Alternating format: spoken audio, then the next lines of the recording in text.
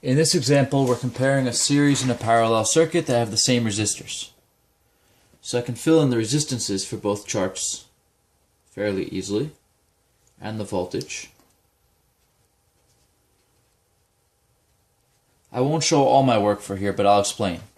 For the series circuit, I can just add up the resistances, so I get 30 ohms. Whereas in the parallel circuit, I have to use the 1 over rule. When I use the 1 over rule, I get 6.67 or 6.7 ohms.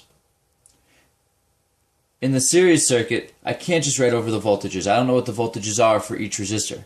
But for the parallel one, I can just write them over. They're all equal.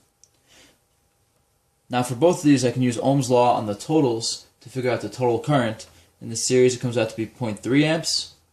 In the parallel, it comes out to be 1.34 amps.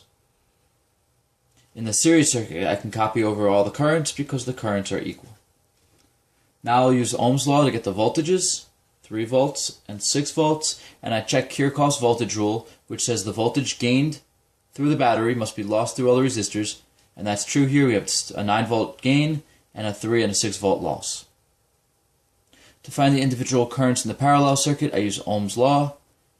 Comes out to be 0.9 amps and 0.45 amps. We check this one with Kirchhoff's current rule that says the total current that enters this junction has to leave this junction.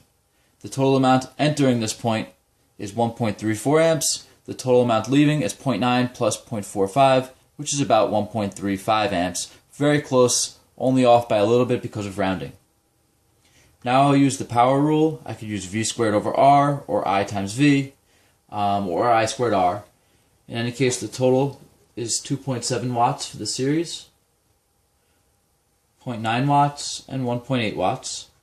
And the total for the parallel is 12 watts, 8.1 watts, and 4.1 watts. Here, the only reason that these don't add up perfectly to be 12 is because of rounding errors. Now we're asked, in series circuit, which bulb would be brighter. And the way to figure that out is to look at the powers. We can see that bulb B has more power, and so it would be brighter.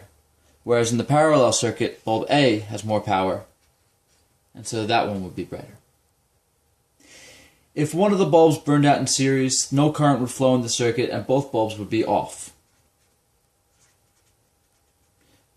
Whereas in a parallel circuit, when one bulb burns out or is removed, the other one still has the same voltage across it, there's still a complete path from one side of the battery to the other, and so there'll be no change. Note that there would be changes in the total resistance and the total current supplied by the battery.